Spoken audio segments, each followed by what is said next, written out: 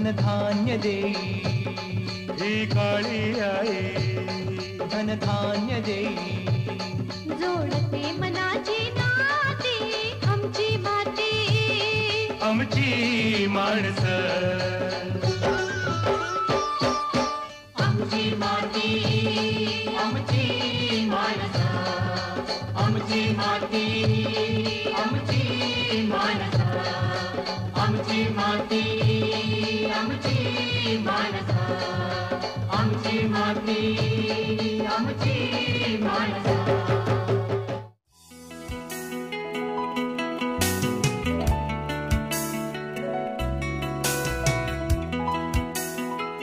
नमस्कार. कार्यक्रमात मनपूर्वक स्वागत. भरघोस पीक घेण्यासाठी युरिया खताचा सर्रास वापर केला जातो. खत वापरायला विरोध नाही, पण त्याचं प्रमाण मात्र आपल्याला ठरवायला पाहिजे. हे प्रमाण किती असावं याच विषयी आपण आज चर्चा करणार आहोत. आजचा विषय आहे युरिया खताच्या अवाजवी वापरामुळे होणारं पिकाचं नुकसान आणि त्यावरील उपाय. आणि चर्चेत सहभागी होत आहेत डॉक्टर अशोक फरांदे, विभाग प्रमुख आहेत मृदविज्ञान व कृषी रसायनशास्त्र विभाग, महात्मा फुले कृषी विद्यापीठ राहुरी. सर नमस्कार. कार्यक्रमात खूप खूप स्वागत. शाश्वत पीक उत्पादन वाढ जी आहे ना, याच्यामध्ये युरिया खत वापरलं जातं. शेतकऱ्यांमध्ये प्रचंड लोकप्रिय असं हे खत आहे. याचं नेमकं कारण काय? रेगे साहेब, आपण जर पूर्ण महाराष्ट्र राज्याचा विचार केला तर जवळजवळ 98% शेतकऱ्यांचा कल हा युरिया खताच्या वापराकडे असतो आणि फक्त 2% शेतकरी अमोनियम सल्फेट आणि कॅल्शियम अमोनियम नायट्रेट सारखे खत वापरतात. यात प्रामुख्यानं कारण जे आहे ते सातत्याने गेले 5 वर्षाचं जर आपण युरियाची 50 किलोच्या बॅगची किंमत पाहिली तर साधारण ती 281-83च्या दरम्यान ही स्थिरावलेली आहे. बरोबर. आणि त्याच बाबतीमध्ये अमोनियम सल्फेट बघितलं किंवा तुम्ही दुसरे डाय अमोनियम फॉस्फेट बघितलं तर याच्या किमती ह्या वाढलेल्या आहेत. म्हणजे साधारण 50 किलोची अमोनियम सल्फेटची बॅग ही 621 रुपयाला मिळते.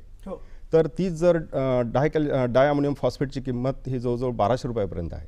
मग साहजिकच शेतकऱ्याच्या मनामध्ये एक कुतूहल निर्माण होतो, बाबा मी 4 युरियाच्या बॅगा टाकतोय, एक बॅग DAPची वापरण्यापेक्षा 4 बॅगा युरियाच्या वापरलेल्या कधी सोयीस्कर आहे असं अशा पद्धतीनं त्यांचा वापर हा एक मानसिकता त्यांची तयार झालेली आहे. याबरोबर निश्चितपणे त्याची किंमत हे प्रामुख्याने शेतकरी मनात घेतोच.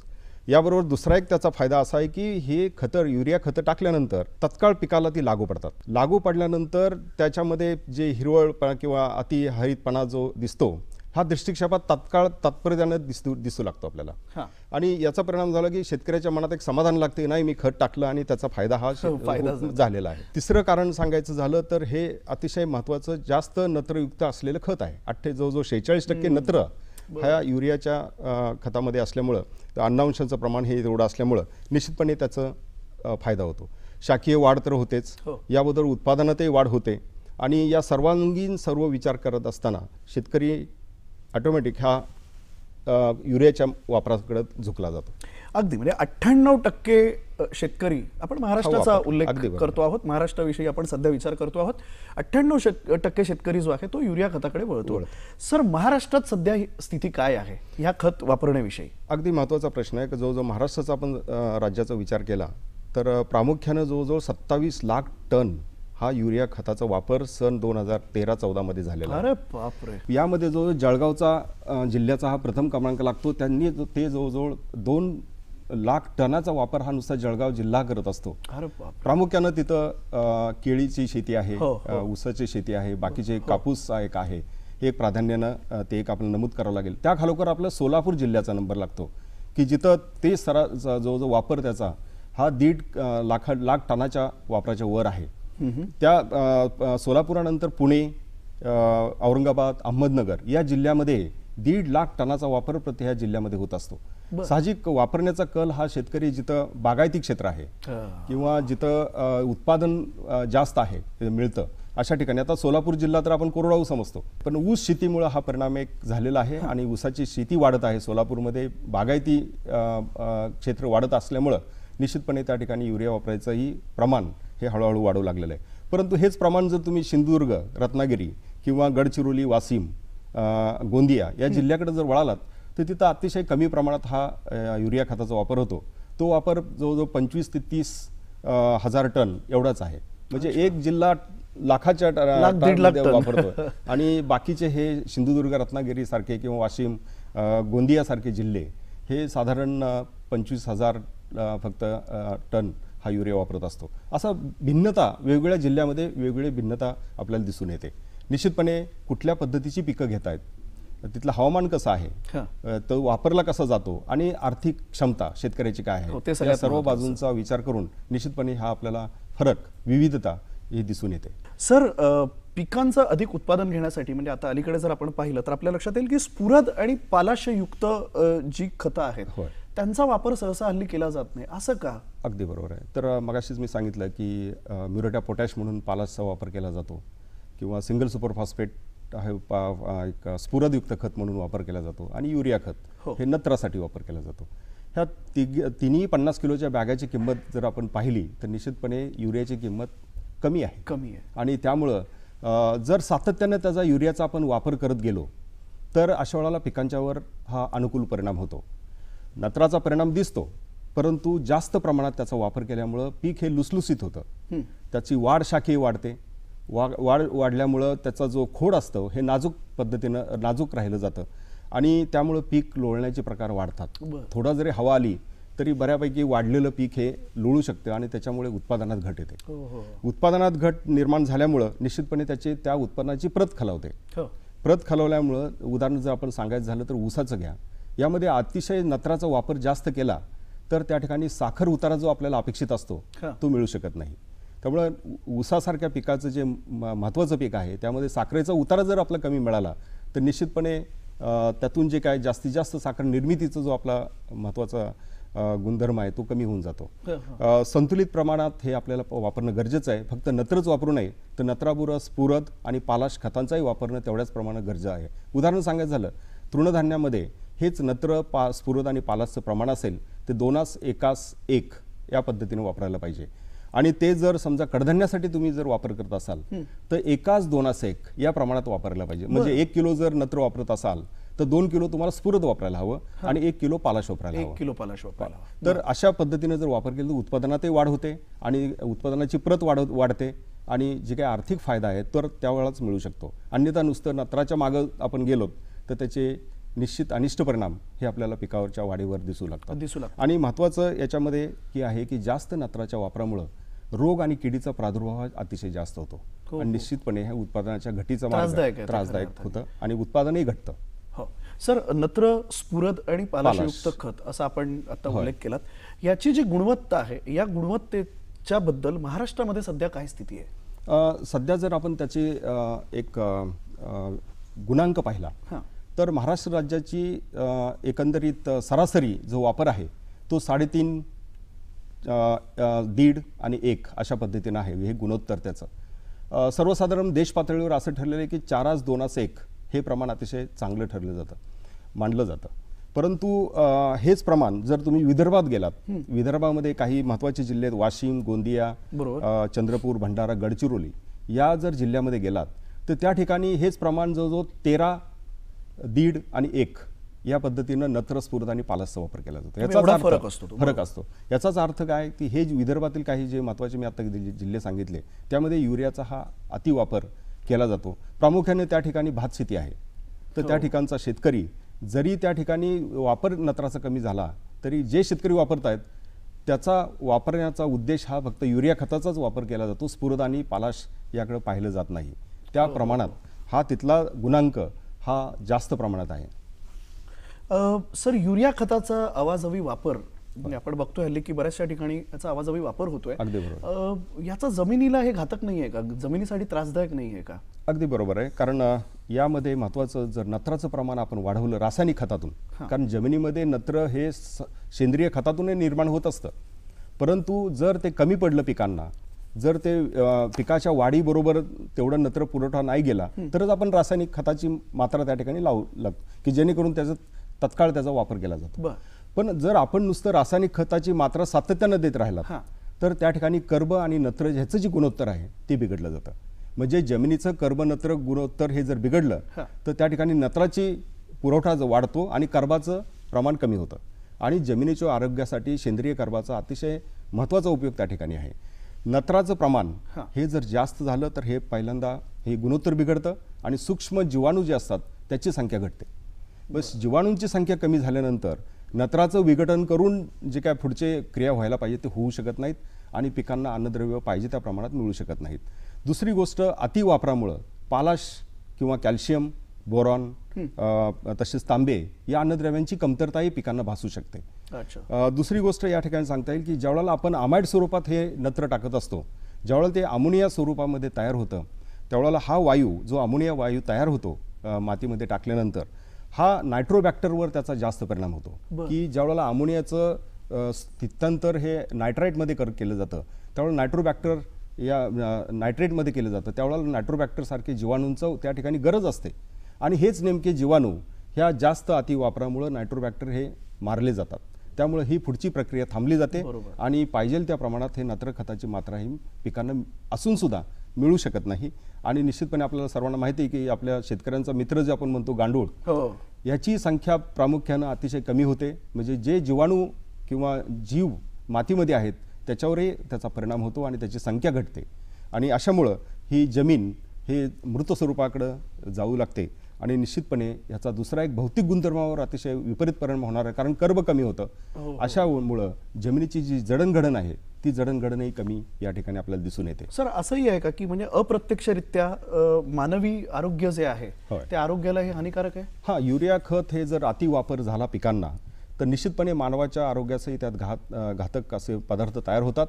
महत्त्वाचं सांगायचं की जे की अन्न साखळीमध्ये ह्या नायट्रेटचा एक उपलब्धता प्राप्त होते आणि ह्या नायट्रेटच्या जास्त प्रमाणामुळं निश्चितपणे त्याच्यामध्ये रक्तामध्ये त्याचे नायट्रेट मिसळल्यामुळं नत्रामध्ये मेथ हिमोग्लोबिन हा एक घटक तयार होतो आणि हे ऑक्सिजनचा जो प्रमाण प्राणवायू पाठवण्याचं जे प्रमाण असतं ते कमी होतं आणि या ठिकाणी ब्लू बेबी सिंड्रोम म्हणजे जे आपण निळं रक्त असणारी बालकं ही तयार होतात. त्याच्यामध्ये हे मानवी जीवनावर हा नायट्रेटचा परिणाम हा अतिशय घातक आहे. असाच परिणाम प्राण्यांच्यावर किंवा आपल्या पशुधनावरही दिसू लागतो. ज्यावेळेला आपण खतं हे अमाइड स्वरूपात दिले पण नायट्रेट हा जास्तीत जास्त उचलला जातो जमिनीतून त्याच्या लुसलुशीतपणा कोवळ्या फांद्यामध्ये पानामध्ये. आणि याच्यामुळे काय होतं की नायट्रेटचं त्या ठिकाणी साठा ह्या पानामध्ये राहिला जातो आणि जास्तीत जास्त साठा जर झाला आणि ते जर प्राण्यांनी खाल्लं किंवा त्या ह्यांनी खाल्लं तर काय होतं की जठरामध्ये त्याचं पुन्हा रूपांतर हे अमोनियामध्ये गॅसमध्ये तयार होतं आणि अमोनिया गॅस हा पशुधनासाठी अतिशय बाधक आणि विषारी हा ठरू शकतो. सर, हे झालं पशुधनाविषयी. म्हणजे मला आणखीन एक प्रश्न माझा असा आहे की भूगर्भातलं जे पाणी आहे ह्याच्या प्रतिवरती पण परिणाम होत असेल? निश्चितपणे सर्वसाधारणपणे युरियाचा पूर्ण पर्यावरणाने त्याचा परिणाम होत असतो. आता भूगर्भाच्या पाण्यामध्ये सुद्धा त्याचा इफेक्ट होतो. ज्यावेळेला तुम्ही अति प्रमाणात त्याचा युरियाचा वापर करताय अशा वेळेला हे अमाइड फॉर्ममध्ये असणारं हे घटक हा काही हे जीवजंतू जे जमिनीत असतात ते अमाइडमधून नायट्राईटमध्ये तयार करतात. अमोनिकल नायट्रोजन, अमोनिकलमधून नायट्राईट आणि नायट्रेट अशा स्थित्यंतर घडत असतात. आणि ज्यावेळेला नायट्रेटचा संपर्क ज्यावेळेला पाण्याशी येतो तर तत्काळ जमिनीतून तो निचऱ्या वाटे बाहेर टाकला जातो. पाण्याच्या निचऱ्या वाटून हा नायट्रेट जर गेला तर निश्चितपणे आपल्या जलाशयामध्ये असणाऱ्या सभोवतालच्या विहिरीमध्ये किंवा तलाव असेल त्या ठिकाणी तो नायट्रेट साठू लागतो. आणि ज्यावेळेला हे नायट्रेटचं प्रमाण हे 10 ppm पेक्षा जास्त असतं ते निश्चितपणे ते आपल्या आरोग्यास घातक असतं. बरोबर. असे पाणी कसं ओळखायचं जर झालं तर अशा पाण्यामध्ये आपल्याला शेवाळ वाढलेलं दिसेल. त्या ठिकाणी तुम्हाला वेगवेगळे असे पानकणीस किंवा वेगवेगळे असे गवतं त्या ठिकाणी वाढू लागतात. हे त्यामागचं एक प्रमुख कारण आहे. अतिशेवाळ वाढलेल्या विहिरीमध्ये निश्चितपणे नायट्रेटचं त्या ठिकाणी संपर्क आलेला आहे आणि त्या ठिकाणी हे वाढ झालेलं आहे. आणि असं पाणी भूगर्भामध्ये झालं आणि तेच पाणी जर गुरांसाठी किंवा मानवासाठी जर पिलं गेलं तर त्याचा घातक परिणाम हा आहे. त्याचा परिणाम इव्हन जीवसृष्टीवरही होऊ शकतो. पाण्यातल्या मासे असतील किंवा त्यामधले काही तुमचे प्राणी असतील त्याचाही त्या प्रदूषण झाल्यामुळं त्याचा परिणामही विपरीत आपल्याला ह्या भूगर्भात पाण्याच्या साठ्यावरही दिसतो. सर, हे भूगर्भाच्या पाण्याविषयी झालं, पण हवेच्या प्रदूषणाविषयी काय? निश्चितपणे हवेमध्ये त्याचा संपर्क आहे. आपण अलीकडे अनुभवतो आहोत की वातावरणातील बदल, त्याच्यामध्ये सातत्यानं होणारे स्थित्यंतरं, कधी हिवाळ्यामध्ये आपली थंडी बऱ्यापैकी कमी होऊ लागलेली आहे, पावसाळासुद्धा उशिरा सुरू झालेला आहे. हे सर्व जे हवामानाचं चक्र आहे हे बदलण्यामध्ये आपल्याला माहिती आहे की 3-4 एक महत्त्वाचे वायू जबाबदार आहेत. कार्बन डायऑक्साईड आहे, मिथेन आहे, त्यामध्ये नायट्रस ऑक्साईड एक महत्त्वाचा आहे. हा नायट्रस ऑक्साईड तयार करण्याचा हा एक मार्ग आहे युरिया खत किंवा हे खतं. जो 70% नायट्रस ऑक्साईड जो हवेमध्ये उडून जातोय तो जवळजवळ हा खताच्या माध्यमातूनच जातो आहे. तुम्ही शेती सुद्धा कारणीभूत आहे नायट्रस ऑक्साईड जे हवेमध्ये तयार होतं आहे. आणि नायट्रस ऑक्साईडचा आपण जो गुणधर्म पाहिला वातावरणामधला, तो जवळजवळ तो 300 पटीनं कार्बन डायऑक्साईडपेक्षा विषारी आहे. म्हणजे जर एक मॉलिक्यूल जर कार्बन डायऑक्साईड असेल तर 300 पटीनं घातकपणा हा नायट्रस ऑक्साईडमुळे तयार होतो. कारण हा नत्र हवेमध्ये नायट्रस ऑक्साईड, नायट्रिक ऑक्साईड आणि एलिमेंटल नायट्रोजन N2 या माध्यमातून हवेत उडून जात असतो. आणि त्याचा स्रोत हा संपूर्ण नत्रयुक्त खतं आहेत. त्यामुळं त्या ठिकाणी व्यवस्थित वापर त्याचा करणं अतिशय गरज आहे. आणि हे नायट्रस ऑक्साईड जर वापरले तर आपल्याला माहिती आहे नायट्रस ऑक्साईडमुळं अतिनील किरणं जे आपल्या पृथ्वीतलावर उतरू लागलेले आहेत. कारण काय, तो ओझोनचा जो थर आहे त्याला ओझोन थराला छिद्र पाडण्याचं काम हे संपूर्ण हे गॅसेस करत असतात. आणि निश्चितपणे हे अतिनील किरणं ज्यावेळेला पृथ्वीतलावर उतरतात त्यावेळेला निश्चितपणे पृथ्वीच्या तापमान हे वाढलं जातं आणि म्हणून हे वातावरणातील बदल आपल्याला दिसू लागले. त्यातला एक कारण हे निश्चितपणे नत्रयुक्त खतांचा वापर हा एक आहे. सर, पण मग याच्यासाठी नेमकं काय केलं गेलं पाहिजे? म्हणजे अगदी शेतकरी बंधूंसाठी तो सरळ साधा सोपा प्रश्न असा आहे की ह्या युरियाचा जो अवाजवी वापर होतो तो टाळण्यासाठी काय केलं पाहिजे? अतिशय योग्य हा महत्त्वाचा मुद्दा आहे. मला वाटतं ह्या अतिशय संवादामध्ये हेच करणं गरजेचं आहे की बरंचसं शेतकऱ्यांच्या हातात आहे की आपण हे जास्तीत जास्त नायट्रस ऑक्साईड किंवा नायट्रेट फॉर्ममधून जाणारा जो काय भूगर्भामध्ये पाणी जात आहे किंवा अन्नसाखळीमध्ये त्याचा अंतर्भाव होतो हे टाळण्यासाठी शेतकरी बंधूंनी फार महत्त्वाचं काम या ठिकाणी करणं गरजेचं आहे. पहिलं माती परीक्षण करून घेणं गरजेचं आहे. माती परीक्षणातून आपल्याला कळेल की साधारण पिकाला लागणारं अन्नद्रव्य उपलब्धता मातीत किती आहे, त्यानुसारच खताची मात्रा ठरवणं गरजेचं आहे. आज बरेचसे मोठे 1-2% शेतकरी असे आहेत की ती माती परीक्षणाच्या आधारे खत मात्र देतात. जवळजवळ 98% शेतकरी अजूनही माती परीक्षणाचा अवलंब करत नाही. जे शिफारशीतील मात्रा महात्मा फुले कृषी विद्यापीठाने दिलेल्या आहेत किंवा इतर आमच्या कृषी विद्यापीठांनी दिलेल्या आहेत त्या मात्रेचा वापर करणं गरजेचं आहे. अतिमात्रा ही निश्चितपणे विषबाधक आपल्याला ठरू शकते. तर अशा वेळेला आम्ही महात्मा फुले कृषी विद्यापीठातील आमच्या विभागानं मृदविज्ञान आणि कृषी रसायनशास्त्र या विभागानं फार महत्त्वाचे अपेक्षित उत्पादन समीकरणं तयार केलेली आहेत की मातीमध्ये नत्राचा पुरवठा किती आहे पिकांना होऊ शकतो तो, आणि आपल्याला खताच्या माध्यमातून किती द्यायचं आहे आणि पीक त्या पद्धतीनं त्याला किती आपल्याला उत्पादनात वाढ करू दाखवत आहे. अशा समीकरणं हे आम्ही चांगल्या पद्धतीने जो 24 पिकावर आम्ही समीकरणं तयार केलेली आहेत. हे माती परीक्षणाच्या पेक्षा एक ॲडव्हान्स टेक्नॉलॉजी आपण या ठिकाणी केलेली आहे. आणि त्यानुसार आपल्याला ह्या तंत्रज्ञानाचा वापर केला तर निश्चितपणे ही मात्रा अगदी योग्य पद्धतीनं एक शास्त्रीय पद्धतीनं हे आपण जमिनीत टाकून अधिकाधिक फायदा आणि आर्थिकदृष्ट्याही तो परवडणारा असा आहे.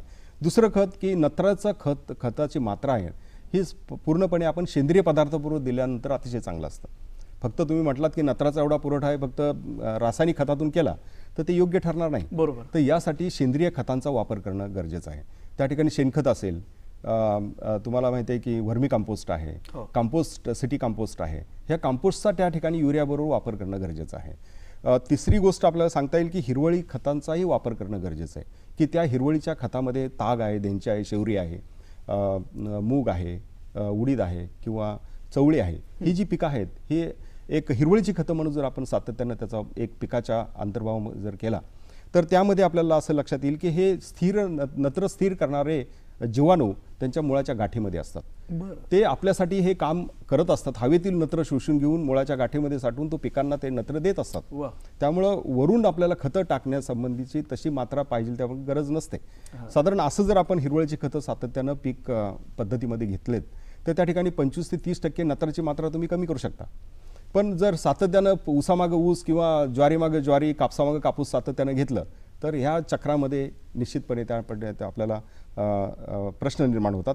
याबरोबर दुसरं एक, ज्यावेळेला आपण युरिया खत वापरता त्यावेळेला युरिया खताबरोबर शक्यतो निंबोळीची पेंड आणि त्याचं भुकटी ही त्यात टाकणं गरजेचं आहे. त्याचं प्रमाण आहे 5 किलो जर युरिया वापरत असाल तर 1 किलो निंबोळीची पेंड बारीक भुकटी असलेली ते वेस्टर्न करणं त्याची गरज आहे. याचा अर्थ असा की त्याच्यामधून नत्र जे आहे हे नत्र नायट्रेट स्वरूपातलं जे बाहेर भूगर्भामध्ये जातं त्याची बचत होते आणि त्याच्या बाहेर न गेल्यामुळं जे आपलं जास्तीत जास्त पोल्युशन होणार होतं ते कमी टाळलं जातं आणि नत्राचा वापर कार्यक्षमताही जास्त प्रमाणात वाढते. याबरोबर आणखी एक सांगायचं की बऱ्याच वेळेला हा युरिया खते भाताच्या पिकासाठी, लागवडीच्या भातासाठी कोकणात गेलात किंवा गडचिरोली, भंडारा वगैरे या जिल्ह्यामध्ये गेलात त्या ठिकाणी भाताचं मोठ्या प्रमाणात पीक घेतलं जातं. तर अशा ठिकाणी फक्त युरिया फोकून न देता त्या ठिकाणी युरिया DAP ब्रिकेट्स हे तयार केलेले आहेत. ते जवळजवळ 170 किलो प्रति हेक्टरी जर वापरल्या तर निश्चितपणे नत्राचं मात्राही त्याला लागू पडेल. कमी नत्रामध्ये हे काम होईल. आणि दुसरी गोष्ट म्हणजे नत्राचा जो अवास्तवी वापर आहे तो टाळला जाईल. आणखी महत्त्वाचा एक मुद्दा या ठिकाणी सांगता येईल की ज्या ठिकाणी नत्रयुक्त खतं पेरणीच्या वेळेला दिली जातात ती फुकून न देता त्या ठिकाणी 2 चाड्याच्या पाभरीचा वापर करणं गरजेचं आहे. 2 चाड्याच्या पाभरीचा वापर केला तर एका चाड्यानं तुम्ही बी पेरू शकता आणि दुसऱ्या चाड्यानं तुम्ही खतं पेरू शकता. याचा अर्थ असा आहे की बियाण्याच्या खाली 2-3 सेंटीमीटरवर ते जमिनीमध्ये हे खत पडलं जातं. जमिनीच्या संपर्क पृष्ठभागावर जर ही युरिया खतं जर पडली की जे आपण फुकून पद्धतीने देतो किंवा विस्कुडून देतो तो जमिनीशी संपर्क आल्यामुळं त्याचं नत्राचं अमोनिया गॅसमध्ये रूपांतर होऊन जो 20 ते 25% नत्र असंच उडून जात असतं. 100 किलो जर तुम्ही नत्र दिलं तर त्यातलं 25 किलो नत्र हवेमध्ये सहज उडून जातं. जर विम्लधर्मीय किंवा क्षारयुक्त चोपनयुक्त जमिनी असतील तर त्या ठिकाणी हे नत्र उडून जात असतं. अशाच पद्धतीनं महात्मा फुले कृषी विद्यापीठानं ट्रॅक्टर चालित काही फर्टिसाइड ड्रिल म्हणजे बी आणि खत एकत्र पेरून देण्याच्या पद्धती किंवा पेरणी यंत्र हे निर्माण केलेलं आहे. त्याचाही वापर शेतकऱ्यांनी जरूर करावा. अगदी सर, अतिशय महत्त्वपूर्ण अशी तुम्ही माहिती देतात. नॉर्मली काय असतं की आपण चर्चेच्या माध्यमातून शेतकरी बांधवांपर्यंत ही सगळी माहिती पोहोचवत असतो. पण मला एक नेहमी असा प्रश्न पडतो की मी शेतकरी आहे आणि मला थेट आपल्याशी संपर्क साधायचा आहे, तर अशी काही व्यवस्था आपल्याकडे आहे का? म्हणजे विद्यापीठाच्या मार्फत आहे का किंवा सरकार मार्फत आहे का की जिथे मला थेट प्रशिक्षण मिळेल किंवा एक्झिबिशन्स असतील, मला प्रत्यक्ष जाऊन त्या एक्झिबिशन्सना भेट देता येतील, मी कसा संपर्क साधू शकतो? यासाठी काय व्यवस्था आहे? प्रत्येक कृषी विद्यापीठामध्ये अशा एक युनिट आम्ही त्या ठिकाणी केलेले आहे जे अटॅक युनिट म्हणतो, ॲग्रिकल्चर टेक्नॉलॉजी ट्रान्सफर युनिट्स तयार केलेले आहेत. त्या ठिकाणी आपण जर संपर्क केला. दुसऱ्या पद्धतीने म्हणजे आम्ही कृषी दर्शनी म्हणून एक महत्त्वाचं विद्यापीठाचं पब्लिकेशन आम्ही काढलेलं आहे. ते सर्व शेतकऱ्यांसाठी कृषी दर्शनी. त्याच्यामध्ये सर्व खतांच्या मात्रा, शिफारशीतील खत मात्रा, वेगवेगळ्या तंत्रज्ञान जे विकसित केलेले अद्ययावत झालेलं तंत्रज्ञान ह्याची सर्व माहिती या कृषी दर्शनीमध्ये असते. सुगी एक दैनंदिनी जे आहे 3 महिन्यातून एकदा आम्ही प्रसारित करतो, त्रैमासिक. तर ते सुद्धा सुगी सुद्धा एक आहे. त्याच्यामध्ये वेगवेगळ्या शास्त्रज्ञांचे लेख असतात आणि अद्ययावत जे काय टेक्नॉलॉजी आहे त्याच्यामध्ये आपल्याला समावेश केला जातो. आता दुसरी गोष्ट राहिली प्रशिक्षणाची. त्या संबंधात निश्चितपणे आपल्याला कल्पना आहेच की हे वर्ष युनेस्कोनं एक आंतरराष्ट्रीय मृदा दिन म्हणून मृदा वर्ष म्हणून साजरं करायचं ठरवलेलं आहे 15-16ला. तर अशा वेळेला निश्चितपणे आम्ही विभाग प्रमुख या नात्याने आम्ही वेगवेगळ्या या संबंधी वेगवेगळे उपक्रम आम्ही या ठिकाणी तयार केलेले आहेत आणि प्रशिक्षण हा त्यातला एक भाग आहे. तर निश्चितपणे प्रशिक्षणासाठी जो कोण इच्छुक असेल, हे खतांची मात्रा कशी द्यावी, कसं काढावे, मात्रा कशी ठरवावी, यासाठी निश्चितपणे आम्ही त्या पुढे येऊ आणि प्रशिक्षण घेऊ. आम्ही बऱ्याच वेळेला बऱ्याच शास्त्रज्ञांसाठी ट्रेनिंग घेतो. इव्हन कृषी विभागातील काही महत्त्वाचे ऑफिसर्स आहेत त्यांच्यासाठी आम्ही प्रशिक्षण घेत असतो. सॉइल टेस्टिंग लॅबोरेटरीज आहेत त्यामधले जे अधिकारी आहेत त्यांच्यासाठी आम्ही प्रशिक्षण हे नियमितपणे घेत असतो. तर त्या माध्यमातूनही आपल्याला हे प्रचार आपल्याला करता येईल. त्यामध्ये निश्चितपणे या सर्वांसाठी कृषी विद्यापीठं हे कटिबद्ध आहेत आणि प्रशिक्षण घेण्यासाठी कोणी इच्छुक असेल त्यांनी संपर्क आमच्या विभागात जर केला तर निश्चितपणे त्याबद्दल आम्ही विचार करू. अगदी म्हणजे सुविधा आपल्याकडे सगळ्या आहेत. फक्त प्रश्न इतकाच आहे की आपण तिथपर्यंत पोहोचायचं आहे, आपल्याला त्यांच्याशी संवाद साधायचा आहे, संपर्क करायचा आहे. सर, कार्यक्रमाच्या शेवटाकडे आपण आता वळतो आहोत. काय सल्ला द्याल आपल्या शेतकरी बंधूंना? यामध्ये महत्त्वाचं आहे की आपण कोणतं पीक घेत आहात. आपण त्या पिकासाठी प्रथम माती परीक्षण करून घेणं गरजेचं आहे. काही आमच्या विभागानं जे अपेक्षित उत्पादन तंत्रज्ञान विकसित केलं आहे त्याचा वापर करण्यासाठी त्या पिकाबद्दल विचार करावा. खतमात्रा ही एका वेळी न देता त्याचे विभागवार असे त्याच्या अवस्थेनुसार वापर करणं गरजेचं आहे. अलीकडं शेतकरी आता ड्रीप इरिगेशनकडे वळू लागलेला आहे, जे सिंचनाची पद्धती बदलू लागलेल्या आहेत. यामध्ये ह्याचा वापर करणं गरजेचं आहे कारण त्याची कार्यक्षमता वाढेल. आणि दुसरी गोष्ट महत्त्वाची आहे, एकात्मिक अन्नद्रव्य व्यवस्थापनामध्ये फार महत्त्वाचं आहे. एकात्मिक अन्नद्रव्य व्यवस्थापन करणं गरजेचं आहे. जैविक खतांचा वापर करणं गरजेचं आहे. अझोस्पेरिलम आहे, ॲसिटोबॅक्टर. आपल्याला कल्पना असेल की ॲसिटोबॅक्टर सारखे जर जीवाणू आपण ऊस शेतीसाठी वापरले किंवा ते बेने प्रक्रियामधून द्या, अन्यथा फवारणी माध्यमातून द्या.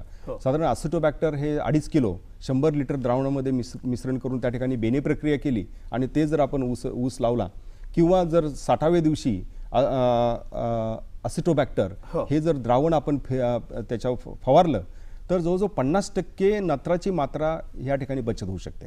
मग अशा जीवाणूंचा वापर द्विदल धान्य असेल तर त्या ठिकाणी रायझोबियम एकदल धान्य असेल तर त्या ठिकाणी तुम्हाला अगदी, अझोटोबॅक्टर ॲसिटोबॅक्टर हो. अशा पद्धतीनं जर 250 ग्रॅम 10 किलो बियाण्यात चोळलं तरी जवळजवळ 20-25 किलो नत्राची बचत त्या ठिकाणी होईल. अशा पद्धतीनं एकात्मिक अन्नद्रव्याचा वापर करायला पाहिजे. सेंद्रिय खतंही वापरायला पाहिजेत, हिरवळीची खतं वापरायला पाहिजेत, जैविक खतं वापरायला पाहिजेत आणि मग त्यातला राहिलेला उर्वरित भाग हा रासायनिक खताच्या माध्यमातून आपण युरियाचा आधार घ्यायला पाहिजे.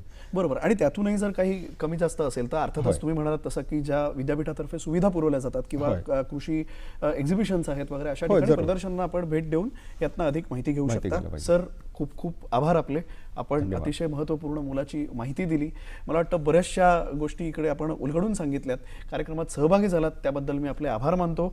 आणि खास आपल्यासाठी आपल्याला कार्यक्रम कसा वाटला हे आम्हाला जरूर लिहून कळवा. पण त्याचबरोबर आपले ह्याविषयी काही प्रश्न असतील तर ते सुद्धा आम्हाला जरूर लिहून कळवा. त्याचप्रमाणे विद्यापीठाला सुद्धा आपण संपर्क साधू शकता. त्याविषयीची अधिक माहिती आपल्याला अर्थातच देण्यात येतील. पण आजचा भाग कसा वाटला हे आम्हाला लिहून कळवा. त्यासाठी आमचा पत्ता लिहून घ्या. आमचा पत्ता आहे निर्माता आमची माती आमची माणसं, दूरदर्शन केंद्र, वरळी, मुंबई 400030.